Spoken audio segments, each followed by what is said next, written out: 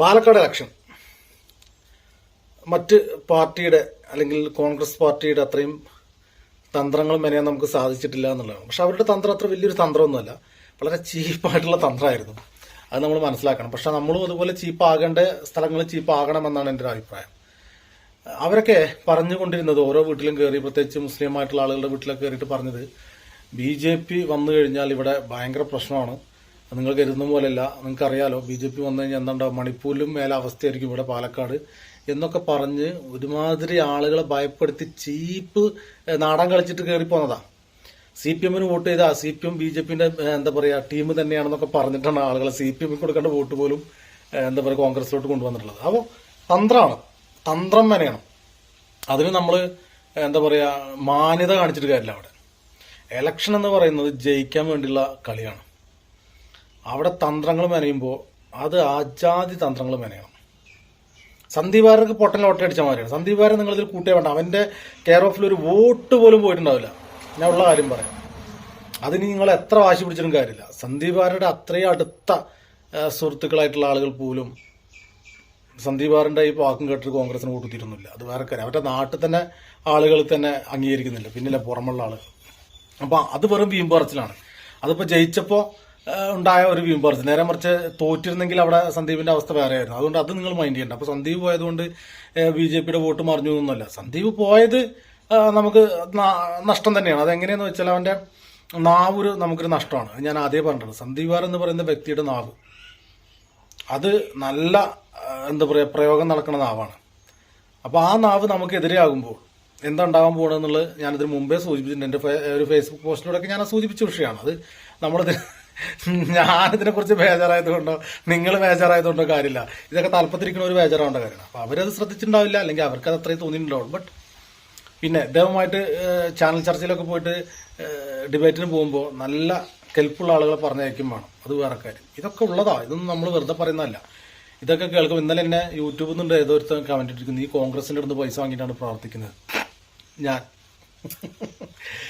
പോട്ടെ, അതൊക്കെ ഓരോരുത്തരും ഓരോ ഇതാണ്. നമ്മള് BJPനെ നമ്മൾ സ്നേഹിക്കണം. അത് കരുതിയിട്ട് BJP ചെയ്യുന്ന എല്ലാ കാര്യങ്ങളും നമ്മൾ സപ്പോർട്ട് ചെയ്യണം എന്നല്ല അർത്ഥം. പാർട്ടിയെ നമ്മൾ സ്നേഹിക്കുമ്പോൾ പാർട്ടിയുടെ പോക്ക് ശരിയില്ലെങ്കിൽ അതിനെ തടുത്തു നിർത്താൻ ഈ സ്നേഹിക്കുന്ന ആളുകൾ തയ്യാറാവണം. ഇല്ലാന്നുണ്ടെങ്കിൽ ആ പാർട്ടി വെറുതെയാണ്. നമ്മുടെ ആഗ്രഹത്തിനനുസരിച്ചൊന്നും ആ പാർട്ടി പിന്നെ വളരൂല. അപ്പൊ വിമർശനങ്ങൾ പാർട്ടിക്കുള്ളിൽ നിന്ന് തന്നെ ഉണ്ടാവണം. മനസ്സിലായില്ലേ? അത് ഓരോരുത്തരും നിരൂപകരാവണം, പാർട്ടി നിരൂപകരാവണം, ഓരോ പ്രവർത്തകരും നിരൂപകരാവണം. അങ്ങനെ ആവുമ്പോഴാണ് നേതാക്കന്മാർക്ക് പേടി ഉണ്ടാവുള്ളൂ.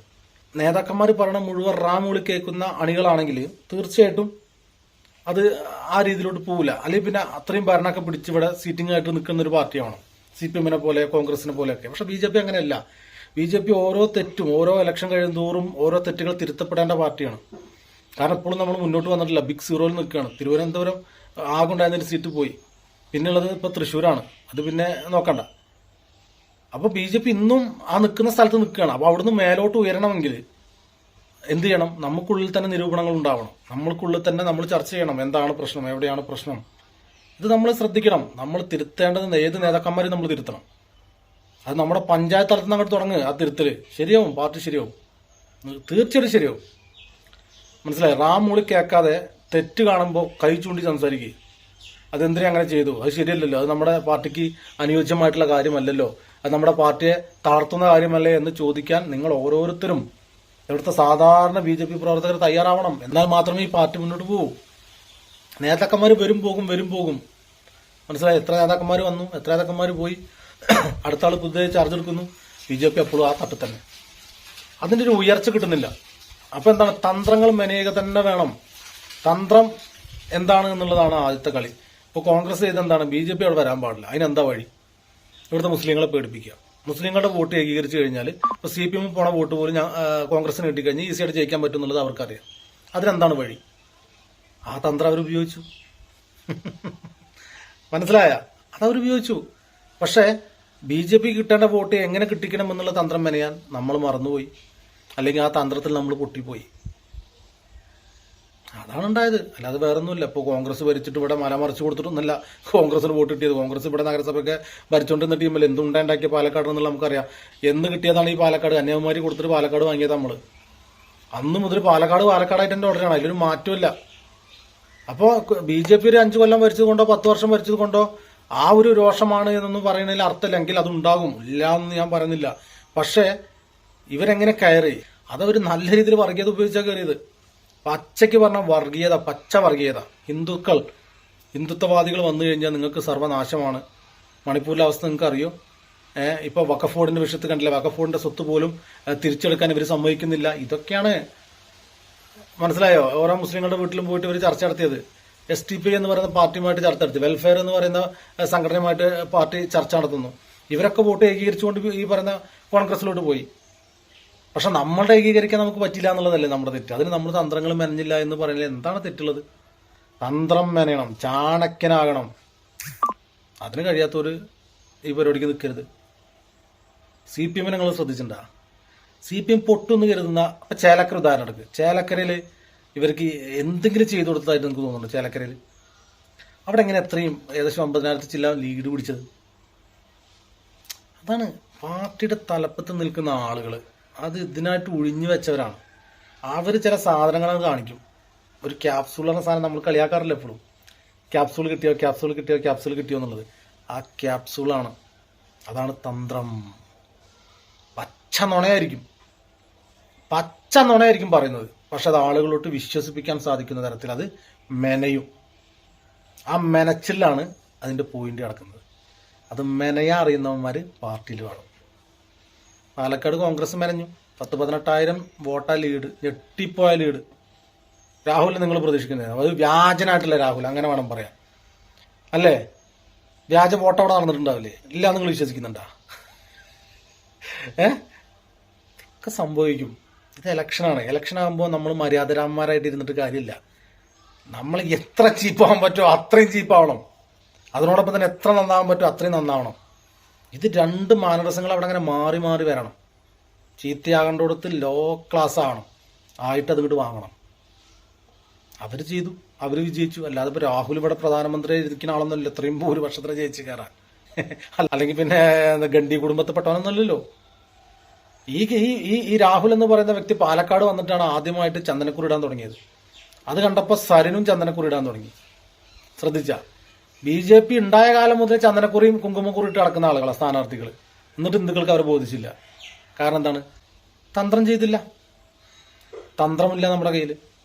അവർ ഈ പൊട്ടും കുത്തി ആൾക്കാരെ പൊട്ടനാക്കി. ആ റിസൾട്ട് കഴിഞ്ഞ ശേഷം രാഹുലിന്റെ നെറ്റിയിൽ നിങ്ങൾ ചന്ദനക്കുറി കണ്ട? ഈ ഇലക്ഷൻ തോറ്റതിന് ശേഷം ഷരിന്റെ നെറ്റിയിൽ നിങ്ങൾ ചന്ദനക്കുറി കണ്ട? കൃഷ്ണകുമാറിന്റെ നെറ്റിൽ അന്നും ഇന്നും ചന്ദനക്കുറി ഉണ്ട്, കുങ്കുമക്കുറി ഉണ്ട്. വോട്ട് ഉണ്ടായില്ല. അതിന്റെ അർത്ഥം എന്താണ്? അതാ ഞാൻ പറഞ്ഞത്, നന്നാവേണ്ടടുത്ത് നമ്മൾ നന്നാവണം, ചീത്തയാവേണ്ടടുത്ത് നമ്മൾ അടിമൊളി ചീത്തയാവണം. എന്നാൽ ഈ സാധനങ്ങൾ പെട്ടിച്ചാടുള്ളൂ. അതറിയണവന്മാരുണ്ടെങ്കിൽ ഈസി ആയിട്ടുള്ള കാര്യമാണ്. പക്ഷെ അത് അറിയണവരില്ല. നമ്മളെന്തൊക്കെ പറഞ്ഞാലും നമ്മൾ പലപ്പോഴും നമ്മുടെ പ്രശ്നം എന്താ പറയുക, നമ്മൾ ഈ നേതാക്കന്മാരെ വലിയ മാണിക്കല്ലായിട്ട് കൊണ്ടുനടക്കും. ഇപ്പൊ സുരേന്ദ്രൻ എന്ന് പറയുന്ന നേതാവ് മോശമാണെന്ന് ഞാൻ പറഞ്ഞാൽ എന്നെ ചീത്ത പറയാൻ വേണ്ടി സുരേന്ദ്രൻ പക്ഷത്തുനിന്ന് ഒരാൾ വരും. എന്നെ സപ്പോർട്ട് ചെയ്യാൻ വേണ്ടിയിട്ട് സുരേന്ദ്രനെ എതിർക്കുന്ന പക്ഷത്തുനിന്ന് ഒരു ടീം കൊണ്ട് വരും. അതാണ് ഇവിടെ നടന്നുകൊണ്ടിരിക്കുന്നത്. അപ്പോഴും തെറ്റാണല്ലോ. ഒരാളെ എതിർക്കാൻ വേണ്ടിയിട്ട് ഒരു സപ്പോർട്ടും ഒരു എതിർപ്പും വരികയാണ്. ഒരാളെ എതിർക്കുന്നത് കൊണ്ടുള്ളൊരു സപ്പോർട്ടും എതിർത്തതിനുള്ളൊരു ശത്രുത അവിടെ ഉടലെടുക്കുകയാണ്. അല്ലാതെ നേതാവ് നന്നാവണമെന്നൊന്നും ആർക്കും ചിന്തയില്ല. അപ്പൊ നമ്മളിതാണ്, നമ്മൾ ഓരോ പാർട്ടി പ്രവർത്തകരും നിരൂപകന്മാരാണ്. പാർട്ടിയുടെ കൊള്ളരുതായ്മ വിളിച്ചു പറയണം. അങ്ങനെ മൗനം പൂണ്ടിട്ടൊന്നും കാര്യമില്ല. മൗനം പൂണ്ടാൽ 50 കൊല്ലമല്ല 100 കൊല്ലം കഴിഞ്ഞാലും BJPയുടെ നിലം തൊട്ടില്ല. മനസ്സിലായോ? എത്ര അധികം ഹിന്ദുക്കളുള്ള ഒരു നാട്. ഏകദേശം എനിക്ക് തോന്നുന്നു ഒരു 60% ഹിന്ദുക്കൾ ഇന്നും ഉണ്ട് കേരളത്തിൽ. അവിടെ BJPക്ക് ഭരിക്കാൻ പറ്റില്ല എന്നുണ്ടെങ്കിൽ അതിന്റെ അർത്ഥം എന്താണ്? നമ്മൾ വേണ്ട രീതിയിൽ തന്ത്രങ്ങൾ മെനയുന്നില്ല എന്നുള്ളതാണ്. ഒരു ചില ഏരിയ ഒക്കെ നോക്കും, നിങ്ങൾ UP ആയിക്കോട്ടെ, അവിടെ ആയിക്കോട്ടെ, ഇവിടെ തമിഴ്നാട് ആയിക്കോട്ടെ, ഒരു ഇലക്ഷൻ വരുന്ന സമയത്ത് ആ നിൽക്കുന്ന ആരാണ്, ഹിന്ദുവാണോ മുസ്ലിമാണോ, ആരാണ് കൂടുതൽ പോപ്പുലാരിറ്റി ആരതാണ്, അവിടെ കൊണ്ടിട്ടൊരു സാധനം ഇടും. ആ പോപ്പുലാരിറ്റി കൂടുതലുള്ള ആളുകളുടെ കൊണ്ടിട്ടിടുക. ആ വോട്ട് ഇങ്ങോട്ട് നടങ്ങോട്ട് പോരും. ഇതൊന്നും നമ്മൾ ചെയ്യുന്നില്ല. മനസ്സിലായില്ലേ? ഇതിനൊന്നും ചെയ്യാൻ ആർക്കും താല്പര്യമില്ലാതെ. ഇലക്ഷൻ ആകുമ്പോൾ നല്ല കുട്ടിയായിട്ട് നല്ല എന്താ പറയാ മഹാഭാരതത്തിന്റെ നടുപ്പേജായിട്ട് ഇരുന്നിട്ട് കാര്യമില്ല. അത് കളിക്കണം. അതിന്റെ പേരിൽ എന്ത് തന്നെ ഉണ്ടായാലും ആ കളി കളിക്കണം. അതിന് പറ്റുന്നവര് വന്നാ ഈസിയാണ്. എന്താ പറയണത്, ചിലതൊക്കെ അങ്ങനെയാണ്. നരേന്ദ്രമോദിനെ കണ്ടു പഠിക്കണം. ആളെ കണ്ടു പഠിച്ചു കഴിഞ്ഞാൽ ഏകദേശം റൂട്ട് കിട്ടും. മനസ്സിലായ? ഇലക്ഷൻ വരുമ്പോൾ അങ്ങനെ പറ്റൂ. അത് കഴിഞ്ഞിട്ട് ജയിച്ചു കഴിഞ്ഞിട്ട് നിങ്ങൾ നിങ്ങളുടെ എന്താ പറയുക എല്ലാവർക്കും ഉതകുന്ന രീതിയിലൊരു നല്ല ആളായിക്കോ, ഒരു കുഴപ്പമില്ല. പക്ഷെ ഇലക്ഷൻ ടൈം വോട്ട് പൊട്ടിക്ക് ചാടാൻ എന്ത് വേണം? അതല്ലേ വേണ്ടത്. ആ ജയിക്കാനുള്ള തന്ത്രമാണ് വേണ്ടത്. അതെന്താണ് തിരഞ്ഞെടുക്കേണ്ടത് ഓരോരുത്തരുടെ കടമയാണ്, നേതൃത്വത്തിന്റെ കടമയാണ്. അത് നിങ്ങൾ തിരഞ്ഞെടുക്കുക. കൂടെ എന്തായാലും അണികൾ ഉണ്ടാവുമല്ലോ, ഏത് തീരുമാനത്തിലും അണികൾ കൂടെ ഉണ്ടാവും. പിന്നെന്തിനെടുക്കാൻ പഠിക്കുന്നു? ഒക്കെ നിങ്ങൾ നരേന്ദ്രമോദിനെ മാതൃകയാക്കേണ്ടിയിരിക്കുന്നു. ശരി എന്നാ.